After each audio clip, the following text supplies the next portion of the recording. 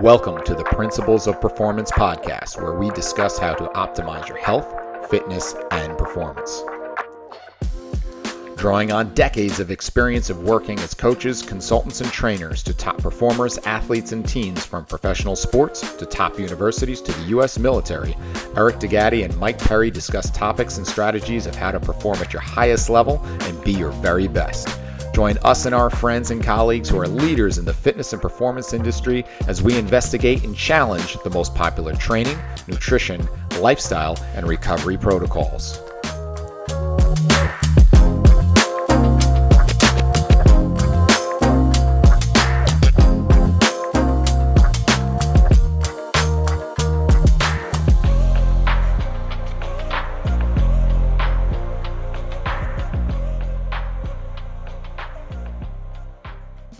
And away we go. Here we are with episode 40, believe it or not, of the Principles of Performance podcast. I'm your host, Eric DeGatti, along with my co-host and friend, Mike Perry. Mike, welcome to episode 40. Can you believe it?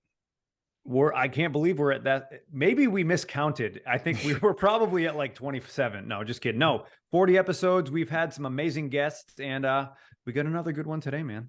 So Mike, I don't know how you are as far as like referring people if they're looking for training and you just can't happen to handle it. But I'm like super picky, and there's only a really short list of people here in the New Jersey area that I kind of trust. And this guy's definitely high on that list. So we got Mike Guadango with us today. And so he's got a real cool backstory and even more interesting thoughts on training. So I can't wait to dive into it. So Mike was a great college baseball player at the William Patterson University, where all the greatest minds went. Mike, I think, was many years after me since I'm significantly older, but he got multiple All-American honors there and set numerous school records, and then decided he wanted to get into this whole training thing and went full-time after he graduated. And along the way, was able to study under some really cool people like Buddy Morris with the Cardinals and James Smith, and kind of changed his approach to training and went on to become the director of a sports performance at a world-renowned facility where he started training pros and college and high school athletes, and he's never stopped. He now has a place that's not far from me, Freak Strength. And so he's a coach, he's a writer, he's works with, athletes from every major sport you can think of. And he's got, quite an impressive guest list. But, personally for me, being a fellow pioneer, a fellow Italian from Northern New Jersey, what I appreciate Mike maybe most of all is that he appreciates a great antipasto. And so I want to welcome an old friend, Mike Guadango, to the show. Mike, welcome. Eric, thank you very much. And I gotta say, I have a podcast as well. We haven't done an episode in about a year, but we have about 85 episodes, and the amount of effort that you put into this is super impressive. The emails, the correspondence with everything, bro. I'm a total slap when it comes to this stuff, and we do a lot of just like winging it and just having conversations with guys. The structure you have, the effort you put in. You sent me a PDF with a link and another thing with a link, making sure. It was awesome. Like it was really all the research that you did behind it. I'm flattered. I really am, and it's what you did is awesome. This is great. I'm really pumped to be on this. Well, we're only 2 minutes in, so don't give us too much credit yet. So, well, first of all, I will say Eric is he's pretty organized. So, props to Eric. You are the guy that kind of makes this stuff happen. He's way more organized than I am. So, thank you, Eric. And so anyways, look, as we kind of go through this podcast, you've had the opportunity to learn from, again, Buddy Morris, James Smith, DeFranco. Obviously, they taught you a lot because those are some big names. And clearly by, what you've done, you've learned a lot. But how did they influence you on how you looked at and viewed and thought about training? Oh, that's big. So first off, am I allowed to curse? Sure. Like a sailor. Okay. So first off, when I left Pitt from Buddy, I called everyone motherfucker. Listen here, motherfucker. Like that was everything. So I mean, he influenced my speech right away. But with DeFranco, it was incredible to be trained by him and then to coach alongside him, and then to help run his facility, to be essentially the main trainer there for a while. I mean, the things that I learned from him, Joe never lost clients. His ability to pay attention to sets and reps and count every little bit and record information, to look the part, to act the part, it was, I mean, the man showed up. He was hyper focused on the client in front of him. It was very, very impressive. And his ability to, I I guess, present the information in a clear, confident way that people genuinely believed they were getting better. Whether they were or not is irrelevant. It's because they thought they were, so they did.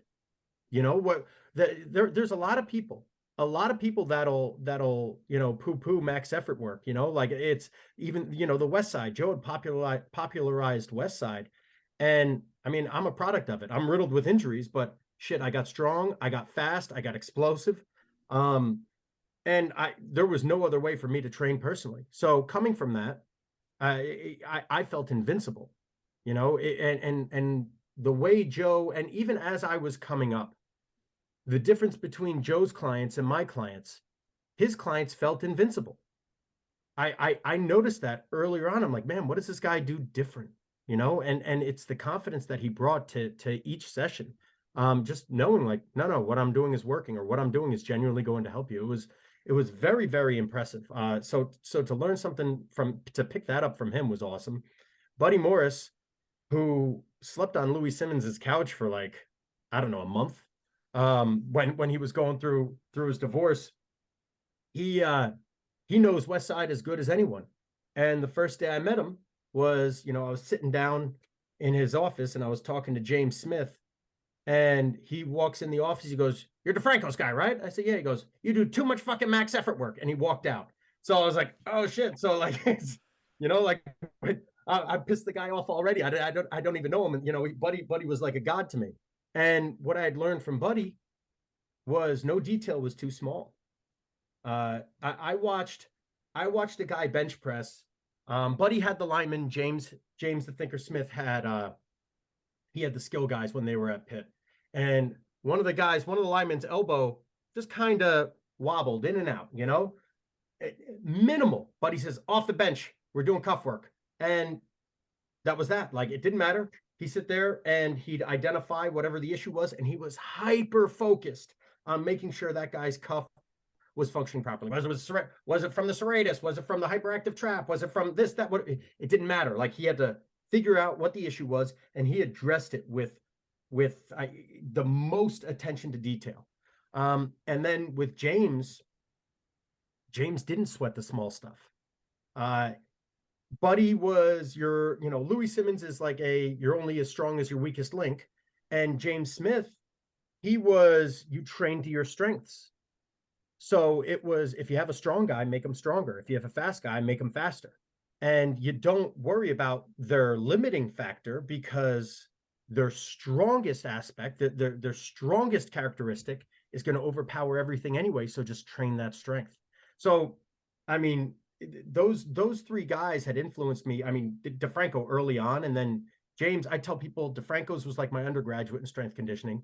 James and Buddy were like my master's PhD in strength conditioning. Like, and the order that I got that education in was paramount as well, because if I had gotten James before Joe, or Buddy before Joe, I wouldn't have appreciated either one nearly as much.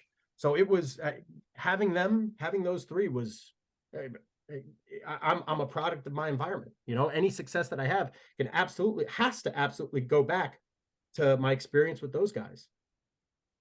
That's very cool to have that opportunity. Now, one of the things you dropped in there is about looking the part. And so a lot of our industry looks like they're off an assembly line of, just guys with crop tops and goatees and sleeveless shirts. And you kind of always stepped outside of that norm. And I always appreciated you. And so, to walk in, and Mike's there with the long hair and the beard and no shoes on. And it's like, where's this guy coming from? And I always appreciated that. So kind of, how did you cultivate that and make that your own thing?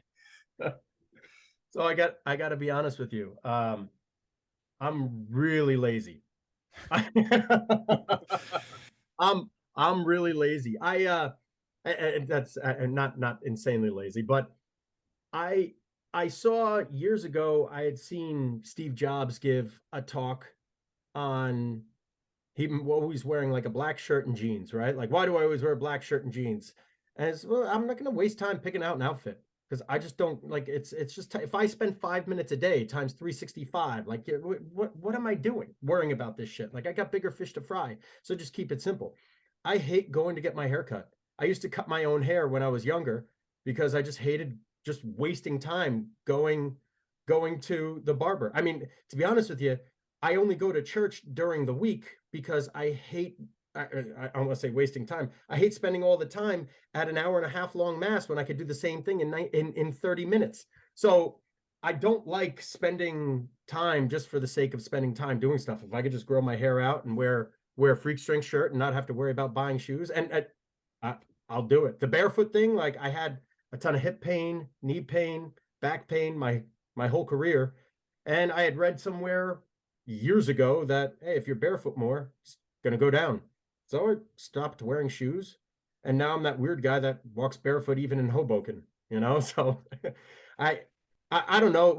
It's not like intentional. I think the only reason I trimmed my beard is because my beard was like down to here. And my daughter just kept pulling on it one night while I was trying to put her to sleep. So it's just a distraction. So I just took like a number 7 and just buzzed it. I mean, if you look, dude, like I'm like a caveman. My neck connects to my beard. Like it's my dad looked at me and goes, "You look disgusting. You need to do something about this." And I couldn't be bothered. I couldn't care less. Which again, looking the part, good thing I have a decent product. Otherwise, I'd scare people away. Well, there is that level of like, imposter syndrome in our industry, and there's a huge level of like insecurity in our industry. And I think that's why, like, if you want to waste, an hour of your day, spend 5 minutes going on Twitter and just listen to assholes argue about nonsense. And to have someone who just clearly doesn't give a shit is so refreshing. And so I love it. The other thing that I thought was always cool is that you also study acupuncture, and you kind of talk about a little bit of Eastern medicine, and I know that doesn't always match up with what we teach in Western strength and conditioning, but then sometimes it does. I know Charles Poliquin, who I did 2 levels of his internship, talks a little bit about the interactions of those things. So tell me how those two worlds kind of meld. So this is philosophy, obviously. And I had started stepping outside the box of strength conditioning, where for years I refused to read anything strength conditioning because I thought I wasn't learning anything in it. Because I said, all right, before I start acupuncture school, I said, all right, I want to start learning other things so I can take those analogies and apply them to what I'm doing. So the more things you learn, you ever read the book Range? Love it. One of my favorite books. Yeah, and this was before I even read that book, but I wanted to become pretty average in a lot of different disciplines, rather than just becoming hyper. Because the smaller the scope, the smaller the lens, like you can't see the forest from the trees, sort of thing. So I wanted to take a different approach and learn more stuff and really see if it changed my perspective on training, and it did. And then I came across a book. Do you know who Ray Dalio is? Yeah, absolutely. So Principles. Principles. So what is the all-weather portfolio? It's a vertically integrated portfolio. Oh wow, Charlie Francis, vertical integration. Shocker, you train multiple facets simultaneously. Like that. So you're supposed to diversify your portfolio, and this comes for the least amount of injuries to your portfolio. Okay, so maybe it's funny. That's how I feel about our training systems as well.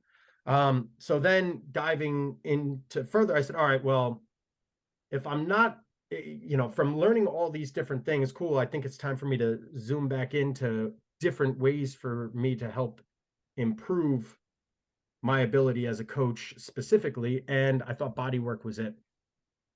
And I've always been fascinated by body work. And I've always had a much different view on body work than most people. I look at it from a pressure standpoint, not from a modality standpoint. Like there's some people that think cupping doesn't work. And cool. Like if you don't think it works, like, and you know, come take your daily placebo of cupping or your weekly placebo of cupping treatment. Like, all right, cool. Like that's what, but then they'll go ahead and they'll say massage works. And I just think they're idiots because it's just pressure. One's positive pressure, one's negative pressure. So it's my thought process on body work is I just think a little bit different. So I wanted to learn more about acupuncture because I had heard a couple of certifications regarding certain bodywork things that were very contradictory in what they said. They said, oh, one thing was lymphatic, but then it was neurological, and then it was musculoskeletal, and then it was this, and then it was, but it was also fascial. And I didn't understand it. I was like, all right, well, where can I learn more fascia stuff? And that was the acupuncture. So I dove into the acupuncture, and I started going. This is a really long-winded answer to your question, but I started understanding even more so of what I had done earlier with the thinking outside the box and learning about things that didn't have anything to do with it to apply to that thing. Does that make sense to you right now? Like, am I making sense, or am I speaking gibberish? No, 100%. And I actually, that's where I've found some of my best thought processes are books that have nothing to do with training. And then you read them and it's like, holy shit, this is everything to do with training. Like Dan Heath, Upstream, and learning about how do I find root causes of things. And the book starts out with the story of these two guys who see these kids coming down a river and they jump in to save them. And then there's more kids coming down the river and and finally the one guy gets out of the river and he's like, where are you going? There's still kids coming. He's like, I'm going to go up to the top of the river and find out who keeps throwing these kids in the river. Right. As opposed to just saving them as they come. So like that type of mentality, that's really what I'm looking at with a lot of things is, all right, great, you have a tight this or weak this, but like what's the reason for that? Like there's got to be a reason somewhere. And so that type of thinking. So I'm totally on parallel with you. Yeah, I wanted to add one thing because I find this really interesting because we've talked with a lot of coaches and there seems to be this sort of pattern or rhythm where we go and we get enamored with periodization, and we read all the sports science stuff, but we get to a certain point where we're like, I feel like I'm spinning my wheels, and we go and we do a bunch of other stuff to get better at the stuff we originally thought we were getting better at, and then we can go back and apply it, and then you get better. So like for example, I've been the same way. I read everything that you could think about as far as, like muscle imbalances, all that other stuff, periodization. And then through sort of my own sort of journey as well, I started doing counseling and therapy. And then I started digging into, reading body language and understanding how the mind works and, why people make decisions. And I'm like, that stuff has made me a far better coach than trying to determine what is the appropriate foot contacts for plyos with my collegiate athletes. Yeah. So it's like the 80-20 rule. 20% of the effort gives you 80% of the results, right? And with team sport athletes, I'm not going to worry about what the big toe extension is going to be like because they have so many bigger fucking fish to fry than that. Like, it's like pick the biggest thing to address that. So for me to dive really, really deep down the speed training hole, it didn't do it. So with the East Asian medicine, the Far East Asian medicine, I think that's what it's called now. There's concepts, there's theories, like it's yin and yang, right? Left and right, up and down, everything's relative, right? Yin is only relative, or yin is only yin in relation to yang. These are concepts that apply universally. So just understanding that helped me with my body work and helped me with my training so much, where you have a guy with patellar tendonitis. When I was younger, 6 inches above, 6 inches below, 3 to 6 inches above, 3 to 6 inches below.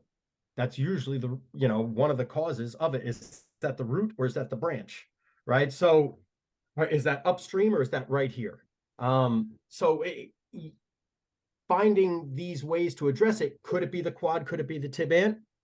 In acupuncture, you could look at the quad, you could look at the tib ant, but you could also look, if that's the yin organ, you could look at the yang organ, which would be, so if, I don't know, that's the stomach channel, let's say, then I would look at the yin aspect, which would be the spleen. And I could find somewhere on that fascia, on that fascial line, or the acupuncture channel that could potentially treat the patellar tendonitis without even touching the quad or without even touching the tibialis anterior, something completely opposite. Or again, a yin and yang relationship, think anterior, posterior. So you have anterior knee pain. Well, maybe the anterior aspect of the muscle is, or the anterior muscle is compensating for lack of posterior strength, posterior stability, whatever, posterior flexibility. Well, let's look front and back. So you can look up and down, you can look front and back. And acupuncture, just basic fundamental theory, helped even open that door, which saved me hours and hours and hours of body work. So applying what I know to strength training, it's made my approach to strength conditioning or strength training or speed training so much more simplistic. It's, you know, Charlie Francis had a quote, it's not the program that gets the 40-yard dash, you know, the lowest time in 6 weeks that works, because on week 7 he pulls a hamstring and then he's rehabbing for another 6 weeks, then it takes another 6 weeks just to get back to where it was, right? It's the guy that gets injured the least that wins the race long term. And again, that goes back to Ray Dalio principles. You know, the person who loses money, the least amount of money, makes the most money in the end, because the compounding interest takes impact when you're not losing any money. That's when it's the most effective.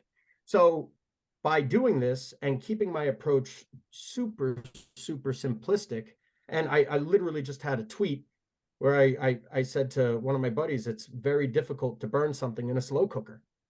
You know, I'm much more comfortable slow cooking stuff, which is very, very contrary to how I was brought up as an athlete, which is a lot of max effort work. You know, so I mean, if I were to meet me 10 years ago, I would have called me a pussy. You know, but things change. So the acupuncture made me even more conservative than I already was. And again, like, that's between my look, how I speak, you know, and how I train, talk about contrary to the industry. Now, one of the things bouncing in my head before I pass it to you, because you have a good one coming up, Mike, but is when you're talking about this yin and yang and talking about zooming out, right? And one of the biggest like aha things that I've had over the last couple of years talking about it is this kind of balance of sympathetic and parasympathetic, and realizing all we are doing is kind of playing those notes up and down with our clients, and really getting the right amount of sympathetic stress so they actually become more resilient, while also recognizing that this person is already redlining and I need to pull back and know when to pump the brakes. So how much of that from the Eastern thought process are you allowed to carry over in terms of managing that type of stuff? So we don't really talk about many things like that. I guess it would be, I guess something like that would be more pathologies of different organs, right? So do you know the elements, right? So you have metal, water, wood, fire, and earth, right? And each one, if you have one pathology that's overacting on another, it can. So if you're irritable or you're really pissed off, that's more of a wood pathology. If you're really sad, that's like metal, or depressed is like, or fear-based is water. Ruminating thoughts is earth. So when we deal with those are when we deal with those types of emotions, or the parasympathetic state, sympathetic state, they don't look at it like that. We just think things in more balance aspects. So if something is out of sync, then it's our job to figure out which element to tonify. And I don't necessarily do that type of energy healing. I'm more orthopedic. However, it's not something that I disregard. So if I know someone's really, really pissed off, right, there's certain acu buttons I essentially can press from a conversational standpoint. But for sympathetic, parasympathetic, I have a different view. Again, not necessarily because of acupuncture, but during that time, it's not black and white. It's not on and off.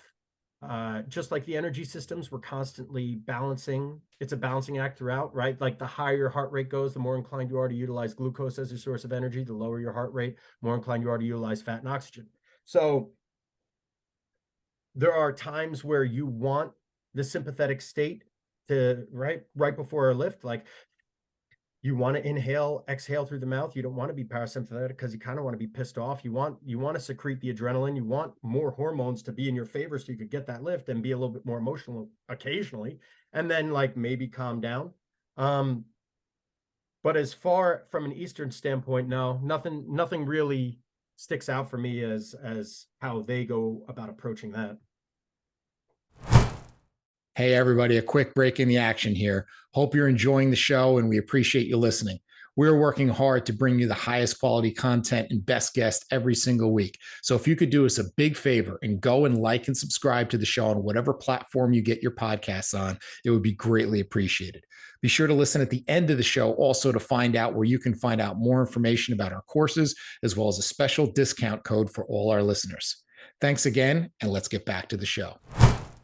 But it all seems like it does go down to sort of the idea of balance. And, you know, regardless of how you look at it, Eastern, Western, it's all about trying to find that balance, because if you're swayed in too far left or too far right, then obviously things are going to be out of whack. But let's kind of change gears a little bit. I know you incorporate a lot of heat and cold exposure into your own daily routine. What protocols have you found to be beneficial and practical? So that's a big depends. I love heat. I love cold, you know, when the suit fits, right? So what I've noticed personally from a health standpoint, cold immersion in the morning seems to be optimal for me. If I do a 60-second, 120-second cold plunge in the morning, then go outside and ground for 5-10 minutes without drying off, that juices me up in the morning. I feel good, and I get a lot of benefits from that. Personal benefits, whether it's clearer thought, better blood flow, better energy. With the heat, if I do heat earlier in the day, I'm exhausted, so I do heat at night. And so what's interesting is the sauna has shown, not for testosterone, it's shown for growth hormone. And I mean, when do you produce growth hormone? When you sleep. So if you're to do sauna prior to bed, that'd probably be your best bet, is doing it later at night. Make sure obviously you're clean and you're not overheated before bed. But I think sauna at night seems to work real well for me. As long as, now here's the other thing, heat causes anxiety. From an acupuncture standpoint, excess heat, right? So, but even I've noticed personally, when I find myself, when I'm overheated, I get anxious. And there's 3 things you can do to get rid of that type of anxiety. 1 is cool down. 2 is take a shit. And 3 is figure out a way. Yeah, that's like traditional purge, right? Shit or puke, and that gets rid of all the heat pathologies. And 3, like, get in your own headspace and try to like calm yourself down. You control your physiological symptoms. You can control your psychological symptoms a little bit better. It makes it a little bit easier to control that. So if your heart rate goes down, then it makes it that much easier to be frontal dominant rather than limbic system, right? So trying to be as possible will help manage those symptoms. But again, if the physiology is off, it just makes it that much more difficult. So for me personally, if you're going to do a daily routine, I would do cold in the morning, heat at night. However, I do also recovery days, big recovery days with a bunch of my guys, where sometimes we'll go to this place called, it's a Russian bathhouse, and they have the hottest saunas you'll ever have and some of the coldest cold plunges you'll ever go in. And the saunas are like 250 degrees. I swear one of them might have been 275 at one point. It was insane. I thought it was going to be, I felt my hair like burning. And we do hot, cold, hot, cold, hot, cold. And we do hot as long as we possibly can take it, and cold as long as we could possibly take it. And we do, I was talking to one of the guys in there, and they called them innings. You want to have a 9-inning game. So we do 9 rounds of that shit, eat a ton of food, and sleep like babies. Right now, for as far as a legitimate science-based protocol, is that it? No, but I love that. And I feel good after that. And when I had really, really bad anxiety and stress during a period of time, that was and like that caused like me to be depressed and stuff, like that was huge. That helped me a ton for stress relief. So that's anecdotal. Um, from a training standpoint, I don't always recommend cold post workout. It's, you know, I post workout, I'd be more inclined to have my guys hop in the sauna and hit a bike. The inflammation is good for, you know, as of now, from what I've read, the inflammation seems to be good for recovery. You know, you want that inflammation to help the healing process. By reducing the inflammation post workout, you're just delaying the healing process. It's no, I don't want to say it's no different, but it's environmental hormesis versus chemical hormesis, right? Like you're taking Advil or ibuprofen, right, post workout to reduce the inflammation. Like that's not really good for healing. So pre workout, I think there was a study that came out suggesting that taking a cold plunge pre-workout and then forcing yourself to heat back up rapidly was good for a testosterone response, increase in testosterone. So mixing and matching and see what works best during the right time is, you know, it's not what you do, it's how you do it. So I love, there's almost nothing that I don't think is useful. It just needs to be implemented at the right time. Love it. Yeah, and that's kind of the art of it, right? And so like I saw a different study talking about, they did it with cross country runners and doing cold exposure prior to that, and it improved performance, which would kind of fly in the face of what most people think. But then to your point, you have the interference effect of that you may have if you're trying to have somebody you're trying to put some muscle on or something like that, where that might not be the best thing. But maybe the best thing for them if they're in season. You're talking about a football team that's in August, you know, that might be the thing that keeps them fresh enough that they can come back to practice the next day. Right. So, Yeah, or even when you have doubles, right? yeah. Like, yeah, you know, it's just like the post-workout sugar. Is the post-workout sugar mandatory? No, but if you have doubles, it's not a bad idea because you need to replace that lost glucose or glycogen. Yeah. So, kind of going in a different direction here. One of the things that I also, you know, appreciate about some of the stuff that you've written is you've been pretty open and frank and like really philosophically, and I do a lot of the same thing, questioning like how much impact are we really having with all these, you know, details in the training, and how much of it is, like they always say, a great doctor picks the right patients, right? And so, you know, you had a great post the other day talking about if you did the same protocol you did with the one high school team, did it with another high school team, it doesn't necessarily mean that team's going to also win a state championship and also have, you know, a lack of injuries. Because, you know, I've had that situation where I've worked with some teams where we had the exact same program from one year to the next, but it didn't produce the same results necessarily on the field. We like to have some consistency in our resiliency. We like to, and I know for some of the hands-on, the individual clients I've had, especially the older professional ones, there's that building awareness, that building resiliency, I think absolutely has an impact. But there is times we have to question, like, is any of this stuff doing anything, right? Yeah. Yeah. I mean, how much do we even know? I routinely question that. And I think, you know, I don't have too much of a social media presence because I'm not polarizing. I'm very in the middle. And I've had a lot of big time names retweet me. I've had over probably 15 million or 20 million worth of followers come across my page that haven't fucking followed me. You know, like that's and and I think a lot of it has to do with the fact that I'm very vanilla when it comes to my thoughts and ideas. I'm entitled to change my mind on stuff. I'm not married to anything except my wife.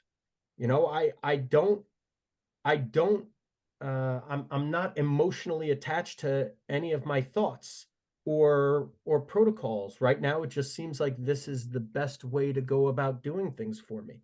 And changing my mind and being very I don't know. When I first started, I would have told you how to get Usain Bolt faster. You know, I knew exactly what he had to do. Buddy's not squatting enough, or Buddy's not benching enough. Charlie Francis had Ben Johnson benching 355 or 365 or 455 for a double right before Seoul, Korea, right? Like, and that was by accident. That's how strong max effort work got him and the sprinting work got him. So boom, we need to get Usain Bolt benching. Like, now I don't have any answers. I trained Devin McCourty for a majority of his career. The first half of his career, he missed, I don't know, 5 games, ankle injury, shoulder injury, whatever. Second half of his career, I think I had him for the last 8 years of his career or 7 years of his career. He didn't miss a single game. I had his brother as well, who's his identical twin. He didn't train with me as much. He had way more injuries. Is that because of me, or is that because, he played a lot more when he was in high school, or he played a lot more when he was at Rutgers than Devin did? Devin got that redshirt year. Jason didn't get that redshirt year. How much of that is really me? Can I really say that my program helped? Devin McCourty is proof that my program helped, that it actually works, because his brother didn't see the same reduction in injury because he didn't train with me as much, right? I don't know. Like, I can't say that shit. It's like, what gets Brian Cushing stronger? That motherfucker could have put a helmet on his head, ran head first into a wall for 10 sets of 10, and still got bigger, stronger, faster. He's a freak of nature. So, like, I take the approach of, let me keep this guy feeling good. I want him to feel good when he steps on the field or steps on the court, and he can be the best him he can possibly be. And I'm going to stay the fuck out of his way. It's how many guys make it in spite of their coaches. I have a guy right now, I have a guy right now who just got paid a decent amount of money. Like, for him, a lot of money. Over 10, tens of millions. And first he goes to a new team. First thing the coach says is, hey, listen, we got to widen that stance a little bit, or we got to do this to your stance, or, that to your game. Guy's never worked with him before, and all of a sudden he's making critiques to this guy's game. Like, what are we talking about? You don't know why his stance is what it is. You don't know what got him to that place. You don't know what his hips are like. You don't know what his ankles are like. How do you know that he didn't break both ankles, and that his stance is that in that position because that's all his ankles will allow? Like, and you're going to make a blanket statement like that. Think about how many careers that guy has hindered by not accepting these people for who they are, or like, hey, let's just let the world's best athlete in existence, like, you're in the NFL, you're the top 1%, you're the 0.1% of all athletes in the existence of the human fucking race. And I'm going to tell you how to move? I don't know. How much do I really know? Let me take some things that seem to be red flags from the sample size, the limited sample size that I have, right? Like, I'll take some of these things that just seem a little bit off. Let me make a little tweak. And if you like it, take it. If you don't, hey, do you, bro? If you get hurt, hey, I guess I told you so, but maybe you would have gotten hurt anyway. I don't know. And veterans like my approach. Rookies don't. High school kids, they like my approach because, I curse at them and I make them laugh, and then their parents trust me. But when it comes to, like, the meat and potatoes of training, like, guys that really, really, really want to get after it, they hate my approach because I admit that I don't know everything. We had and I have opinions about a lot of stuff. I mean, if you want to know the answers to religion and politics, you come to my fucking gym. We got the answers. And I mean, we talk about everything, I mean, when the whole George Floyd thing went down, me and Devin McCourty were having these discussions nonstop, because that was during COVID, and it was just me and him in the gym. It was just me and him working out. We were talking for hours about stuff, hours and hours and hours. And I usually have a response to so many things. And we talked about something political that happened the other day, and I looked at my guy and I said, I gotta be honest with you, I don't have the answer. I don't have the slightest clue what we're supposed to do. And he goes, well, if you don't have the answer, who the fuck does? Like, we're fucked. You know what I mean? So it's not knowing things drives people nuts, but, like, that's the truth. Like, who has the answer to any of this stuff? No one does. Like, we don't know for certain. We know we understand through a specific lens of probability, and that probability is based on an interpretation of a specific fucking study. Like, that's it. So to say with certainty, we can't say anything with certainty other than I'm certain that this study had this probability. That's it. And one of the things I think we don't have a very good ability to do, and this is on a broader thing than just strength and conditioning, but strength and conditioning, it comes out is that we're almost nervous to say we don't agree with something because we don't want to just say, oh, well, I have to agree. Like, it's okay if you and I talk shop and we don't agree on how we would go about it, because we could both go about it and both get a result, or we could both go about it and neither of us get a result, because Mm-hmm. to your point, we don't know. And so I don't have to agree with everything that you or Mike says for us to be on the same page. You know what I mean? That's crazy. You know, to your point, like, people marry somebody thinking that this is going to be the one, and half of those they can't agree with the people. I'm going to agree with some random strength coach on Twitter I never met. Like, that's so friggin' ridiculous and stupid that I have to agree with everything that everybody says is absurd. Yeah, it might go ahead. What were you going to say? No. Go ahead. You can go ahead and answer, man. This is your. I want to hear it. So let's do it. No, I was just going to say it's really tough. I have some super conservative stances on training. And I mean, I literally was just tweeting about fucking depth jumps and how they shouldn't be done majority of the time. Majority of depth jumps I see on Twitter, on Facebook, on Instagram, on YouTube, they suck. These people should not be doing depth jumps. What the hell are we doing? We're causing. So if they're doing the depth jump like decently with decent form and not leaking energy, they're probably on the ground for too long. And if they're leaking form, they're up for risk of injury. That's 95% of all these videos that I see. So like, why are we doing depth jumps? So it's for a specific demographic. Like, and I disagree with a ton of people all the time. I think I said to someone today, I said, I vehemently disagree. Oh, you dropped the V word on them. It was And in my you know, calendar this morning. so you know, in kind of leading into the next question, you definitely have an artful way of kind of calling it like you see it and calling out people on their BS a little bit. And so the question I have is like, listen, we know that. So I've been a strength coach for 20 years. I know you guys have both been doing it for a long time. Like, what do you feel like is the trending BS in the industry right now? Oh, I have no idea. I'm so removed. I Smart yeah, man, smart man. dude, listen. I have I I think and this might be controversial. I think I might be on the spectrum. Like when it comes to like social awareness, I have virtually none, and I have very little grace. And I'm super blunt with stuff. And I just can't help myself. So as far as the artful way of calling people out, like I am brutally honest, and I don't mean to be. Um, and I just don't know how else to say stuff. I mean, God knows I'll be canceled at some point in my career. Yeah, but at the same time, like I think there are a lot of people, and I'm seeing this more and more, that appreciate the straight ahead, like honesty approach. And like, why beat around the bush? Especially for like coaches, in my opinion, one of the things we should always try to do is get our athletes better. And there's always something to learn from every single aspect of what we do. But no, it's it's interesting looking at the way you sort of you manage and see these things, because it's just refreshing. It's actually refreshing, and I love when people call it like they see it, man. I think it's a beautiful thing. So Yeah, but think about it like this: you have a guy that's running for president, not anyone specific. I'm not saying political, but a guy runs for president, and you say, "Hey, what should we do about this situation over here?" I'm not sure what the best answer is just yet, but I'll let you guys know all the information as we go. Well, how about this situation over here? You know, right now from this lens, it looks like this, but when I get deeper into it, I guess I'll know a little bit better. Like, no one likes those answers. you're right. People want answers, and I don't blame them. I'm not going to vote for a motherfucker that don't tell me what's up.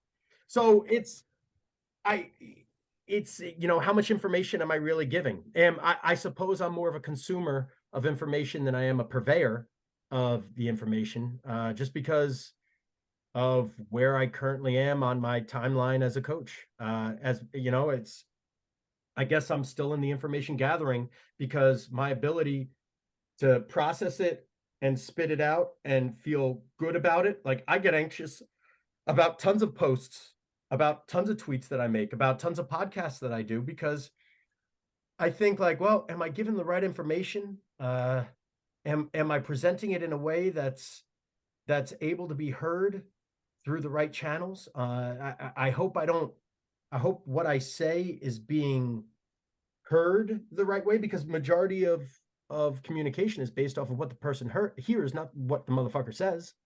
So it doesn't matter what I say if you don't hear it the right way, it's irrelevant. So it's I because I suck at all of that, it makes me, like, going back to the imposter syndrome. I feel brutal. I feel terrible about so many of the things. But as far as calling out, I don't necessarily think I intentionally call out. It comes from a place of curiosity. And it's like I don't understand. Like, these social norms, a lot of things that go on, this is like my wife telling me, like, there's just something wrong with me, because I just don't understand, like, a lot of these social cues and a lot of things going on. And I just keep asking questions, like, no, Mike, you got to stop asking questions. And I just keep digging deeper and deeper, because to me, things are like, things need to add up logically in order for me to understand it and to comprehend and be able to come up with the right answer. That's why the finance aspect of strength conditioning kind of like appealed to me, or applying the finance aspect to strength conditioning appealed to me, because finance is a lot of logic. So I don't know. Does that make any sense whatsoever? Makes a ton of sense. So no, it does. I'm with you, man. I totally agree with everything you're saying, for sure. So, one of the cool gifts we've gotten out of doing this podcast now, 40 people in, is that talking to some of the leading minds in the industry, they all are saying really different things, but they're all saying a lot of the same. Like, they're all just generally people that have that never ending curiosity, that have that ability to always be able to think I could be better. They don't have that kind of ego to them. And so it's what really kind of sets them apart, and what draws us to want to have a conversation with them. And so it's kind of a weird business. You had a post the other day, you talked about an article I had read about, and Perry, I never shared this story with you. There's a guy who is here, who's not far from Mike and I, who this is how low the bar is set in our industry. He was stealing shit out of people's cars, but like he was doing like this kind of boot camp CrossFit type of deal, where he'd say, hey, run to the top of the hill and then come back. And when you ran to the top of the hill, he was rifling through your car, stealing all your shit. Like, that's how low the bar has been set. Like, so if like, how much of the people who are really, really successful in the industry are truly gifted and hardworking, or they just really are likable, and they just are consistent, and they just don't do dumb shit like that. You know what I mean? So, that's, I loved that post that made me comment that. A guy had posted, and I'm going to butcher it, but essentially said, I was a journalist major, and I passed the strength conditioning exam, the CSCS, with the lowest possible score. I got a job with the Lakers only because I just kept emailing people and asking people for jobs until they hired me. Or maybe job in basketball. I forget what it was. And I know exactly the post you're talking about. You're right. And he said, I didn't work very hard at all. I smoked lots of weed. I played lots of video games. I barely showed up to any conferences, like maybe one conference a year. I did a couple of CEUs, and I kept getting promoted. And then people asked me, like, how am I rising through this industry so fast? And then he finished with a quote from Dana White. And Dana White said, if you literally do anything, you're going to beat most people, because they fucking do nothing. Right. And people were so upset by that post. Like, this speaks volumes about the industry. What dog shit the industry this is. And I said, this is a really inspiring post to me. Like, all you have to do is your job, and you're just going to do really, really well. Like, and I said, I don't happen to think that I do anything groundbreaking. Like, I did a good job of skill stacking, right? So there's not many trainers. When people ask me what the difference between my gym and someone else's, well, there's just no comparison, because other gyms don't do what I do. So I'm probably the only trainer that does body work to the level that, in this area anyway, that does body work to the level that I do, and understands strength and conditioning to the level that I do. So, like, if someone else is 90% here and someone else is 90% here, and I'm 90% of both, I'm in a category of my own. So it doesn't take much to be really to to succeed. And I thought that post was the perfect example of that. You show up, you do. I mean, one out of every other person you meet has an IQ below 100. Right? Like that's so not everyone is a genius, but everyone is capable of doing something really, really well if they just show up, and they do it for 10 fucking years and do it to the best of their ability every single day for 10 years. And you'll be an expert. It's that fucking easy. It's really that easy. So like, show up, do the best you can do, which is all anyone can ask for anyway, and don't steal from fucking people. Like, don't, and you're going to have a quasi successful gym. Like, my gym does really well, and we don't do all that much to, other than my body work, but my body work doesn't even sell. It's not like anything that people like, hey, go to Mike for body work, and I'm packed out just for body work. Like, no, like that's another billable that I have. But like, the meat and potatoes is training, and they send their kids to us because we do a good job. They like us. They like our message. They like our training. They like our environment, whatever it is. Like, just do a good job. Don't steal. Don't do anything stupid, and you'll be fine. I don't know. I thought it was super a super inspiring quote. Who was the coach? Do you guys know who the coach was by any chance? I can probably try to find it. I was just curious because I'm not on Twitter, so I got to look. It makes me think of the quote George Carlin used to say. He said, think about how stupid the average person is and realize half of the people are dumber than them. Yes. Yes. I just said that the other day. It's but the fact of the matter is, as dumb as they are, as dumb as people are, because like, again, like I can barely read. I probably have a 3rd grade reading level. Like, I'm really fucking stupid. Like in the traditional sense of intelligence, like I'm not very smart. And I'm working towards my doctorate, and I can barely read. Like, when we were doing reading out loud stuff, they'd come to me and they'd be like, Mike, read this. It's like, nah, I'm good. Like, what do you mean? Bro, I ain't reading shit. Go to the next person. Like, this is an upper level education stuff. Like, I'm not doing it. I suck at reading. I ain't doing it. Ask me to add some stuff, I'll add it. I ain't reading nothing. So like, if you just do the bare minimum, like Belichick always said, do your job. Do your job. Like when Hogan was with the Patriots, the biggest thing that they said was do your job. If everyone just does their job, like it's not good. Don't do less. Don't do more. Show up and do your job. You get promoted. I have a girl that works out with us, and she works so hard at working out. Like, she crushes, and she takes meetings from the sauna sometimes. Like, she works from home, and she's like, yeah, I really kind of half-ass work, and I keep getting promoted. It's literally that easy. Because she's like, I do my job, but like, I feel like I'm not doing enough, and I keep getting promoted. That's how much everyone else sucks. That's actually how much they suck, is as little work as you're doing, they're doing even less. So just do work, and you'll be fucking fine. Oh, we could probably go all day on this tangent, and it's good to hear that my gym's not the only gym that's solving all the world's problems during our sessions. So this has been awesome. But before we wrap it up, Mike, tell us anything new and exciting you're working on in 2023. What kind of projects you got going? So from a online standpoint, nothing. Not right now.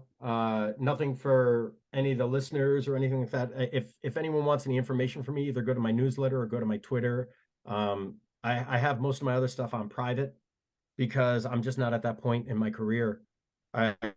Because I'm really trying right now. I'm really trying to grow our program because I want to have coaches at my gym that make a comfortable living, doing exactly what they want to do. So I'm focusing on growing my gym, like the brick and mortar, to a place where all my coaches are very well fed and very happy doing exactly what they're doing. So I'm hyper focused on the business aspect of just my brick and mortar, making my coaches better, making my clients better, getting the business in and patching up all the holes there. So you guys won't there, I do some tweet storms here and there, but it's all just internal growth that no one will really know about. And maybe in like 2 or 3 years, then we'll have another podcast and we'll talk about what I'm doing. But right now it's really boring. I'm focusing.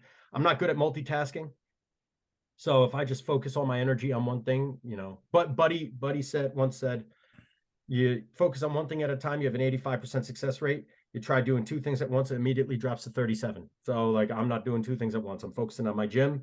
And, I half-assed social media for years. So now I'm not even half-assing it.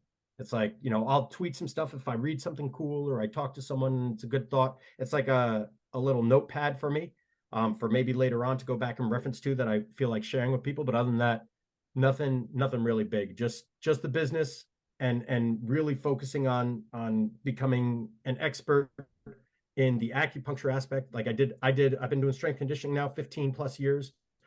Acupuncture I've been doing 5-ish. So now it's going to be another 5 years of really diving into acupuncture, finishing the doctorate, really learning about that, and then we'll figure out where it goes from there. But right now it's just the one thing. Awesome. Well, best of luck with all of it, and want to thank you again for your time. It's awesome catching up and seeing you again, and want to thank everyone for your time and listening. And this has been the Principles of Performance podcast. Thank you for listening to the Principles of Performance podcast. If you've enjoyed our content, please like and share on your social media outlets, as well as subscribe and give us a review on YouTube, Apple Podcasts, or whatever your preferred platform is to listen to. For more information on the Principles of Program Design courses and workshops, visit us at www.principlesofprogramdesign.com and follow us on all of the social media channels where we post new content every day. To save 10% on any PPD courses, enter the discount code PRINCIPLESPODCAST10 at checkout. If you have any questions we can answer or suggestions for the show, you can email us at info@principlesofprogramdesign.com or message us on social media. Thank you again for your support.